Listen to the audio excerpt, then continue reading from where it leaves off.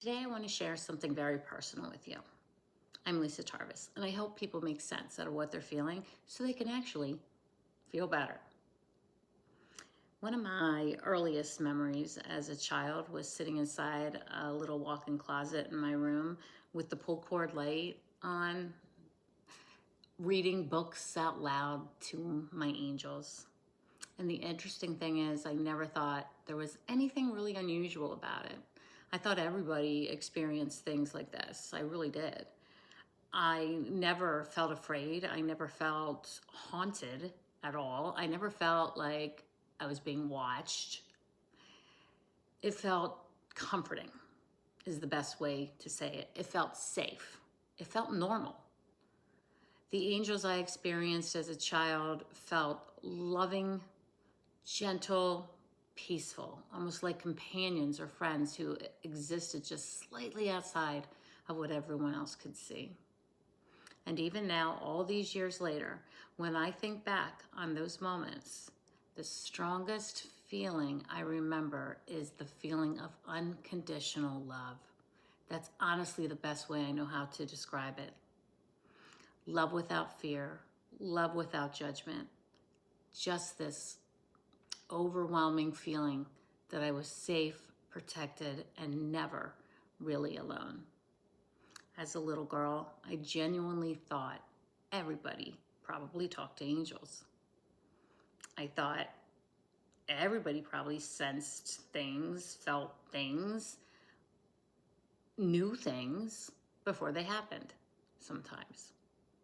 It just felt normal for me and to me. I'd sit in that closet with the light on and read stories out loud like I was spending time with friends. Sam I am. Little stories, that's how young I was. And looking back now, I think part of why those experiences felt so natural was because there was absolutely no fear attached to them. There was no ego attached to them, no performance, no spirituality label. There was nothing like that. Just connection, pure connection. And as I got older, those visible experiences eventually changed, right? Like they mostly do for a lot of people. I stopped physically seeing angels the way I had as a child, but the connection itself never disappeared. The intuition stayed, the sensitivity stayed, the feeling of guidance stayed. And over time, that slowly led me down the metaphysical and spiritual path that eventually became my life's work.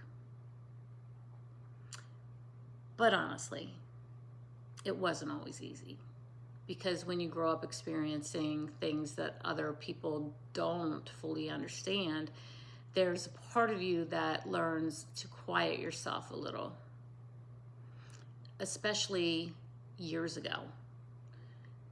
People weren't openly talking about intuition and energy and spiritual experiences the way they do now, online even.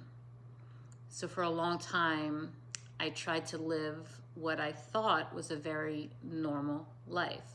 I questioned myself sometimes, ignored my intuition sometimes to my detriment, talked myself out of things I deeply felt. And honestly, some of my biggest life lessons came from learning what happened when I stopped trusting myself. But no matter how much I tried, no matter how much I tried to push certain experiences aside, I always came back to that same feeling I had as a child. The feeling of love, the feeling of guidance, the feeling that life was deeper and more connected than what we can physically see.